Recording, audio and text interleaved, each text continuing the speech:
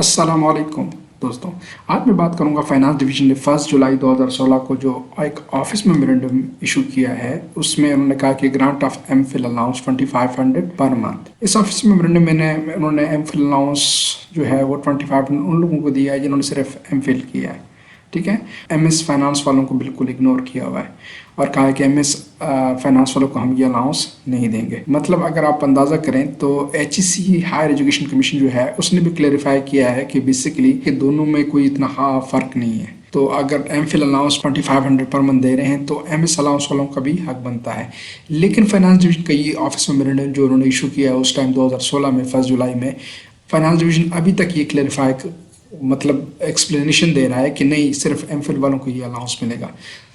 दोस्तों, अगर आपने अभी तक चैनल को सब्सक्राइब नहीं किया तो चैनल को सब्सक्राइब करें। तो इस जो ऑफिस मेमोरेंडम है इस बारे में हम बात करेंगे कि इसमें बेसिकली लिखा क्या है। This the president has been pleased to decide that all those who acquire possesses the degree of MPhil allowance by the HEC shall be allowed MPhil allowance 25% of the existing amount of PhD। ठीक है, allowance 25 per month with effect of from 1 July 2016 subject to the following condition.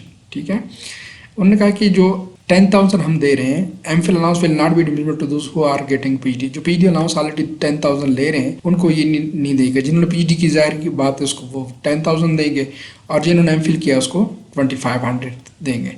Basically 25% किसका होगा?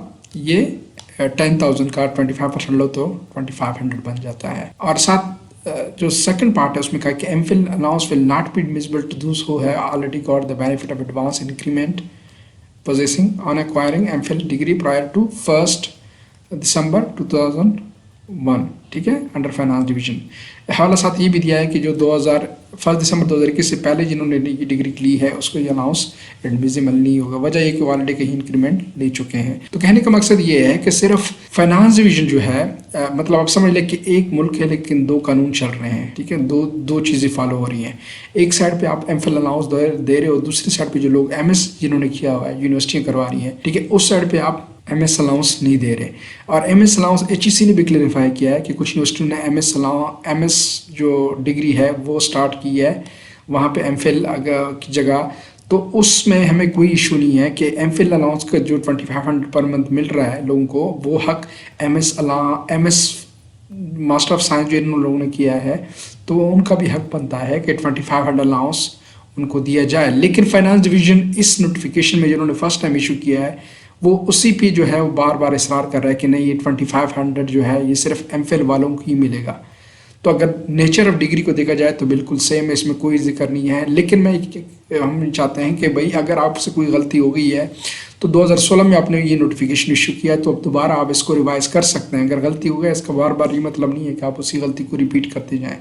ठीक है, तो MS वालों को भी बार बार इसमें मेरा ख्याल में सिटीजन पोर्टल पे भी ये शिकायत तो लोगों ने की है, लेकिन स्टिल फाइनेंस डिवीजन इस बारे में खामोश है और क्लैरिफाई नहीं करा। और एचईसी की जो क्लैरिफिकेशन है उन्होंने, क्योंकि बार बार लोग एचईसी को रुजू करते हैं और साथ एचईसी से वो रिक्वेस्ट करते हैं कि आप फाइनेंस डिवीजन को कहें कि इस डिग्री में कुछ फ़र्क नहीं है, आप काइंडली जो है इस एमएस जो अलाउंस है इसको अप्रूव करें जिस तरह एमफिल वालों को दिया हुआ है। लेकिन फाइनेंस डिवीजन स्टिल इस बात पे एग्री नहीं कर रहा कि नहीं, ये 2500 सिर्फ एमफिल वालों को मिलेगा। तो मेरे ख्याल में एक बिल्कुल भी जो ऑफिस मेमोरेंडम उन्होंने इशू किया है बिल्कुल भी जो है फेयर नहीं है इस मामले में। उम्मीद करता हूँ आपको ये वीडियो पसंद आई होगी। पसंद आने की ज़रूरत में चैनल को ज़रूर सब्सक्राइब